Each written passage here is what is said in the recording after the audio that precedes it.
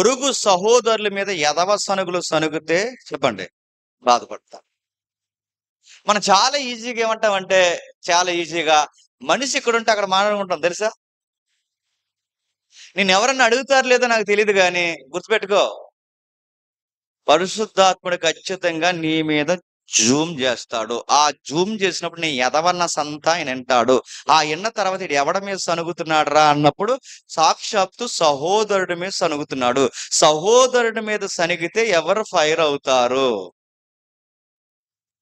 దేశము, అసూయ, అల్లరి, దుష్టత్వము, కోపము, దూషణ మాటలు, సకల విధమైన దరిద్రమంట్లా మాట్లాడి, ఒకడి మీద ఒకడు దయ మరిచిపోయి, కరుణ లేకుండా మాట్లాడితే, పరిశుద్ధాత్ముడు అన్నాడట, నేను దుఃఖపడతాను అన్నాడట. పరిశుద్ధాత్ముడు సంఘంలో ఇప్పుడు మనం మనం మనం చూద్దాం. పరిశుద్ధాత్ముడు సంఘంలో ఎవడైనా వ్యక్తిని బట్టి దుఃఖపడితే, పరిశుద్ధాత్ముడు దుఃఖపడిన వెంటనే కత్తేసుకుని ఎవరు వచ్చేస్తారు చెప్పండి? ఇశ్రాయేలుని ఎవరైతే సంహరించేశాడో చెప్పండి, ఆ ప్రభు అయిన దూతే మళ్ళీ చెప్తున్నాను, నీ మీదకి కత్తి ఎగబెడతాడు. అందుకే మాట్లాడేటప్పుడు నిదానించి మాట్లాడండి అంది బైబిల్. అందా? నువ్వు పెద్ద జెంట్లమెన్ లాగా ఎమ్మెల్యేలా మాట్లాడకూడదు, గుర్తుపెట్టుకో. మాట్లాడేటప్పుడు నిదానించి మాట్లాడాలి. మొన్న మధ్య నేను లాస్ట్ టైం సెమినార్ తర్వాత ఒక విషయం చెప్తున్నాను, మేనేజ్మెంట్ కోసం చెప్తే, వెనకాల నుంచి నాకు కామెంట్ చేశానండి, ఎంత భయం లేనితనం అండి. నేను అడుగుతున్నా అండి, మీరు వెళ్ళిపోతే ఎలకండి బాబు అనుకుంటే మళ్ళీ చెప్తాను, నేను చాలా సీరియస్ అవుతాను. వెనకాల నుంచి డైలాగ్ సినిమా థియేటర్ ఇది, పెళ్లి మండపం ఇది. అందరు కాదులేండి, ఒకడు ఉంటాడు, ఒకడెదురు సేడప్పుడు. ఒకవేళ మీ జేమ్స్ గారు మిమ్మల్ని ఏమనకపోవచ్చు, సుధాకర్ మిమ్మల్ని ఏమనకపోవచ్చు, డేవిడ్ మిమ్మల్ని ఏమనకపోవచ్చు, కానీ ఒక నాయకత్వం మీద, ఒక సహోదరుడి మీద తిరగబడితే ఎవరు దుఃఖిస్తారు చెప్పనా? పరిశుద్ధాత్ముడు దుఃఖిస్తాడు. పరిశుద్ధాత్ముడు దుఃఖిస్తే రెడీ అయిపో, రాసి పెట్టుకో. పరిశుద్ధాత్మ దుఃఖిస్తే ఏం చేస్తాడు? ప్రభు ఏదన్నా సహిస్తాడు, కానీ పరిశుద్ధాత్ముడు ఎవడైనా సంఘంలో ఒక వ్యక్తిని బట్టి బాధపడ్డాడో, నీ సావు గీతలు నువ్వే రాసుకుంటున్నావు అన్నమాట, గుర్తుపెట్టుకో. మాట అనే ముందు ఆటో యూనియన్ కాదు ఇది, సంత కాదు ఇది, ఎలా పడితే అలా మాట. సంఘం ఇది. సంఘము ఆత్మ దేవుని చేత నడిపింపబడుతున్న సంఘం ఇది. ఈ సంఘం విషయంలో నోరు అదుపు లేకపోతే ఆత్మదేవుడు గమనిస్తాడు. అందుకే చూడండి, పరిశుద్ధాత్మను దుఃఖపెట్టకండి, పరిశుద్ధాత్మను దుఃఖపెట్టకండి. ఏ విషయంలో దుఃఖపెడతాడు? ఒకటి, ప్రభువుని వ్యతిరేకిస్తే దుఃఖపెడతాడు. రెండు, సాటి సహోదరుని వ్యతిరేకిస్తే దుఃఖపడతాడు. దూషణ మాటలు ఉండకూడదు, అసూయ ఉండకూడదు, సకల విధమైన దుష్టత్వాన్ని విసర్జించాలి. క్రోధము, అల్లరి, ద్వేషము, కోపము, ఇలా ఒకరికొకరు లేకుండా చూసుకుంటే పరిశుద్ధాత్ముడు మన మీద బాధపడకుండా ఉంటాడట. లేదంటే 30 పరిశుద్ధాత్మను దుఃఖపరచుకోడు, ఎందుకంటే విమోచన దినమందు ఆయన యందు మీరు ముద్రింపబడి ఉన్నాడు. వదులుతాడు అనుకుంటున్నారా?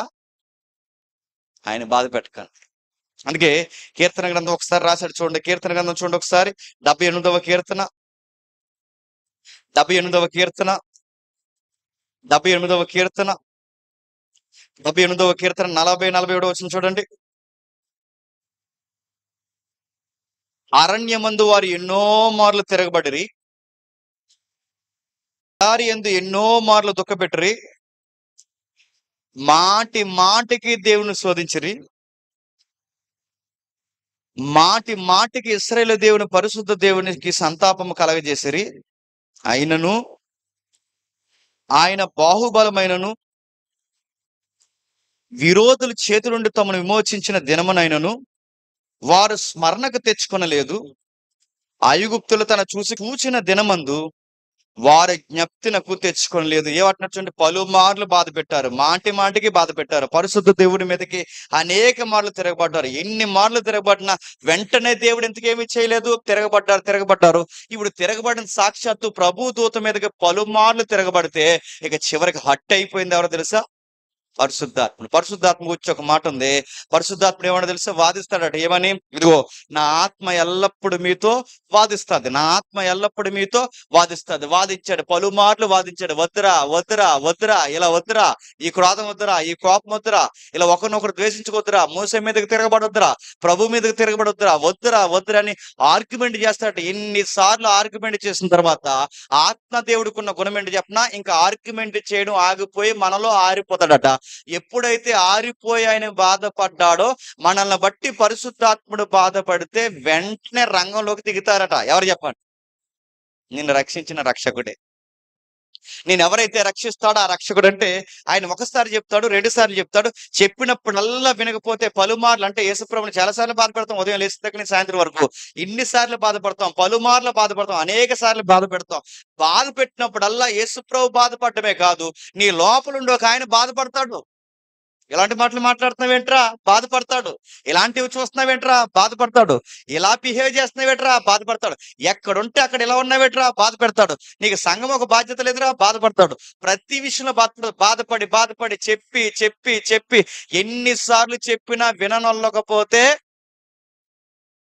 హఠాత్తుగా రంగంలోకి దిగుతాడు. గుర్తుపెట్టు. ఇందాకే ప్రార్థనకు వచ్చాడండి, ఏమైందండి అంటే ఏదో అయ్యింది.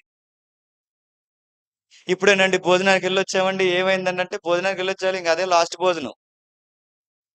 ఏమైందంటే చెప్తాడు, పరిశుద్ధాత్ముడు గద్దిస్తున్నాడేమో, గుర్తుపెట్టుకో. పరిశుద్ధాత్ముడు గద్దిస్తున్నాడేమో. ఆయన బాధ పెట్టుకో. ఆయన బాధపడితే రక్షకుడు రంగంలోకి దిగి మన పరిస్థితిని కకలవికలం చేయడం కాదు, నాశనం చేసి పడేస్తాడట. ఇంకా మీకు అర్థం కావాల్సిన విషయం చెప్తాను. ఒకసారి కీర్తన, అదే కీర్తన తీయండి. 51వ కీర్తన, అదే 51వ కీర్తన, అదే 51వ కీర్తన 11వ వచనం నుండి. నీ సన్నిధిలో నుండి నన్ను త్రోసివేయకుము, నీ పరిశుద్ధాత్మ నా యొద్ద నుండి, నీ సన్నిధిలో నుండి నన్ను త్రోసివేయకు. ఉమ్, నీ పరిశుద్ధాత్మ నా యొద్ద నుండి తీసివేయకు. దావీదు ఎక్కువ భయపడుతున్న దేనికోసం అండి? దావీదు ఎక్కువ భయపడుతున్న దేనికోసం చెప్పనా? నా బిడ్డలు చచ్చిపోయారు, రేపొద్దున నా రాజ్యం పోతుంది, నా పరిస్థితి అగమ్య గోచరం అయిపోతుంది, రేపటి నుంచి నేను ఏమైపోతాను, ఇది కాదు దావీదు భయం. దావీదు భయం ఏంటంటే, నీ ఆత్మను నా యొద్ద నుంచి తీసివేయి. నీ ఆత్మను నా యొద్ద నుంచి అంటే, ఒక వ్యక్తి నశించిపోయే ఫైనల్ స్టేజ్ ఏంటో తెలుసా? పరిశుద్ధాత్మని బాధ పెట్టడం. ఒక వ్యక్తి ఇక నాశనం అయిపోవడానికి రంగం సిద్ధమవుతుందని గుర్తుండి చెప్పిన, పరిశుద్ధాత్మను దూరం అయిపోవడం. ఒక వ్యక్తి ఇక ఆడికి నాశనం కోరి తెచ్చుకుని నెత్తి మీద పోసుకున్నాడు గుర్తుండి చెప్పిన, ఆత్మదేవుడు మనల్ని ఒడిసి వెళ్ళిపోవడం. పరిశుద్ధాత్ముడు ఒకసారి వచ్చిన తర్వాత వెళ్ళిపోతాడంటే బైబిల్లో కొన్ని రిఫరెన్స్ ఉన్నాయి. వెళ్ళిపోతాడు, ఆరిపోతాడంటే దాని అర్థం ఏంటి? వెళ్ళిపోతాడనేగా. పరిశుద్ధాత్ముడు దుఃఖపడతాడంటే దాని అర్థం ఏంటి? మనల్ని బట్టి ఉండడానికి ఇష్టపడలేదనేగా. అంటే పరిశుద్ధాత్ముడు బాధ పెడితే, బాగా వినండి, పరిశుద్ధాత్ముడిని బాధ పెడితే లక్షల మందిని అరణ్యంలో చంపేశాడు. పరిశుద్ధాత్ముడిని దావీదు బాధ పెట్టినా దావీదైనా వదిలేపోతాడు. గుర్తుపెట్టి.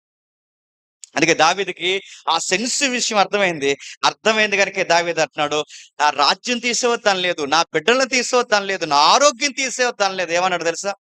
నీ పరిశుద్ధాత్మను తీసేకి, ఎందుకంటే ఆయన గాని వెళ్ళిపోయాడంటే ఆ జీవితం ఏమైపోతుందో అని.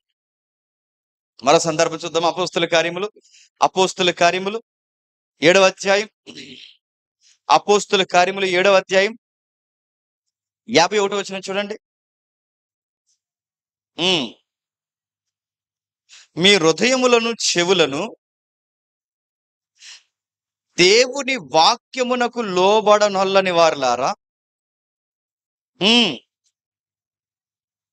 ఎల్లప్పుడూ పరిశుద్ధాత్మ ఎదురు. ఆ మాట చదువుతుంటే ఏమర్థం అవుతుందండి? ఆ మాట అంటే స్టెఫన్ని ఎదిరించట్లేదు వీళ్ళు. చెప్పండి. వీళ్ళు ఎదిరిస్తున్నది స్టెఫన్ కాదు, స్టెఫన్ నడిపిస్తున్న పరిశుద్ధాత్మని ఎదిరిస్తున్నారు వీళ్ళు. ఇలా పరిశుద్ధాత్మని ఎదిరించే మీ అయ్యలు అరణ్యంలో రాలిపోయారు.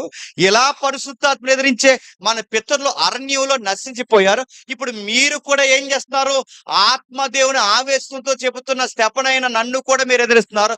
మీ పితరులు ఎదిరిస్తే మీ పితరులను క్షమించిన దేవుడు ఇప్పుడు ఆత్మచేత నడిపింపబడుతున్న నా మీద కూడా మీరు రాళ్ళెత్తి నన్ను ఎదిరిస్తున్నారంటే, మీరు తిరగబడుతున్నది స్టెఫన్ మీద కాదు, ఆ రోజు మీరు తిరగబడింది మోసే మీద కాదు, ఆ రోజు మీ పితరులు తిరగబడింది, ఈ రోజు మీరు తిరగబడుతుంది ఒక వ్యక్తి మీద తిరగబడుతున్నారు. ఆ వ్యక్తి ఎవరో కాదు, పరిశుద్ధాత్ముడు. పరిశుద్ధాత్ముడి మీదకి తిరగబడితే ఏమవుతుందో తెలుసా?